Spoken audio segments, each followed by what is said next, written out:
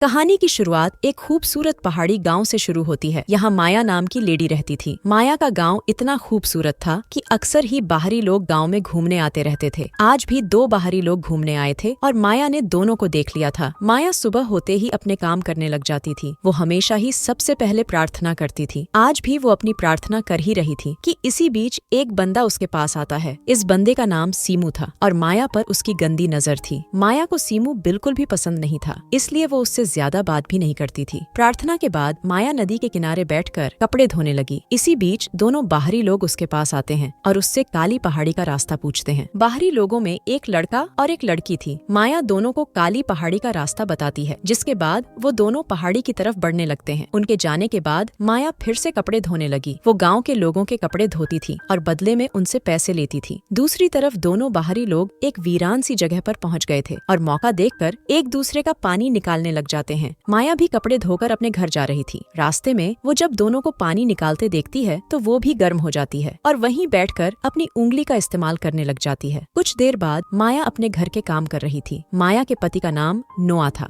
1 साल पहले उसके साथ एक हादसा हुआ था, जिस कारण वो चल नहीं सकता था। माया नोआ का पूरा ख्याल रखती थी और उसकी खूब सेवा करती थी। रात को नोआ माया से बातें कर रहा था। नोआ की टांगों का ऑपरेशन तो हो गया था, लेकिन वो अभी तक चलने फिरने नहीं लगा था, इसलिए डॉक्टर ने उसे थेरेपी करवाने को कहा था। नोआ के पास थेरेपी के लिए पैसे नहीं थे, जिस कारण आजकल वो उदास ही रहता था। माया उसे समझाती है कि मैं जल्दी ही पैसे इकट्ठे कर लूंगी और फिर मैं तुम्हारी ऐसी थेरेपी करवाऊंगी कि तुम जल्दी ही चलने लगोगे। इतना कहकर वो नोआ के पास आती है और उसे गर्म करने लगती है। हादसे के कारण नोआ की ताकत भी चली गई थी, इसलिए माया की कई कोशिशों के बाद भी उसका डंडा गर्म नहीं होता और बेचारी माया प्यासी ही रह जाती है। अगले दिन गाँव में एक नया लड़का घूमने आता है और इस नए लड़के का नाम बिंसो था। रोज की तरह माया आज भी नदी किनारे कपड़े धो रही थी। बिंसो उसके पास आकर उससे काली पहाड़ी का रास्ता पूछता है। माया उसे पहाड़ी के बारे में बताकर पूछती है कि क्या तुम्हारे साथ कोई नहीं है। बिंसो बताता है कि मेरी कोई लवर नहीं है, इसलिए मैं अकेला ही घूमने आया हूँ। इतना कहकर वो माया को एक एनर्जी बार देता है और माया को वो बेहद पसंद आती है। बिंसो अब जैसे ही चलने लगा तो माया भी उसके साथ चलने को तैयार हो जाती है। बिंसो जिस तरफ जाने वाला था उसी रास्ते पर माया का घर था, इसलिए वो बिंसो के साथ चलने लगती है। थोड़ी देर चलने के बाद माया के पैर में मोच आ जाती है, जिसके बाद बिंसो उसे संभालने लग जाता है। वो जल्दी जल्दी माया की मोच निकाल देता है। बिंसो ने माया को छुआ था, जिस कारण वो गर्म हो गई थी। बिंसो भी मौका देखकर उसकी गुफा में धमाके करने लग जाता है। अगली सुबह माया एक बंदे का हिसाब किताब कर रही थी। बंदे के जाते ही बिंसो उसके पास आता है। माया उससे पूछती है कि तुम मेरे घर तक कैसे पहुँचे। बिंसो बताता है कि मैंने गाँव वालों से तुम्हारा घर पूछा। बिंसो को माया से प्यार हो गया था, इसलिए वो यहाँ पहुँचा था। माया उसे बताती है कि मैं शादीशुदा हूँ और मेरा पति घर में है। उसकी बात सुनकर बिंसो हैरान हो गया। माया उसे ये भी बताती है कि मेरा पति चल नहीं सकता, इसलिए मुझे उसका ख्याल भी रखना पड़ता है। ये सुनते ही बिंसो उसे बताता है कि मैं शहर में थेरेपी करता हूँ और मैं तुम्हारे पति की मदद कर सकता हूँ। बिंसो की बात सुनते ही माया उसे अंदर लाती है और अपने पति नोआ से मिलवाती है। वो नोआ से झूठ बोलती है कि बिंसो यहाँ घूमने आया है और गाँव वालों ने इसे हमारे घर भेजा है ताकि ये तुम्हारी थेरेपी कर सके। माया की बात खत्म होते ही बिंसो नोआ का हाल चाल पूछता है और फिर उसकी रिपोर्ट्स देखता है। रिपोर्ट्स देखने के बाद वो हादसे के बारे में पूछता है। उसे बताया जाता है कि नोआ पीठ के बल एक पेड़ से गिरा था। सारी बातें सुनने के बाद बिंसो नोआ की टांगों की जांच करता है। जांच के बाद बिंसो माया के साथ घूमने लगा। वो माया को बताता है कि मैं जल्दी ही नोआ की थेरेपी शुरू कर दूंगा और बदले में तुमसे कोई पैसे भी नहीं लूंगा। घूमते घूमते बिंसो माया को अपने टेंट के पास ले आता है। बिंसो इसी टेंट में रहता था और मौका देखकर माया की गुफा में धमाके करने लग जाता है। सीमू भी इसी जगह पर था और वो साला छुपकर दोनों की वीडियो बना लेता है। अगले दिन बिंसो ने नोआ की थेरेपी शुरू कर दी। माया बिंसो के पास ही खड़ी थी और मौका मिलते ही अपने तरबूज बिंसो की पीठ पर रगड़ रही थी। नोआ ने दर्द के कारण अपनी आंखें बंद करी हुई थीं, इसलिए वो माया की शरारत देख नहीं पा रहा था।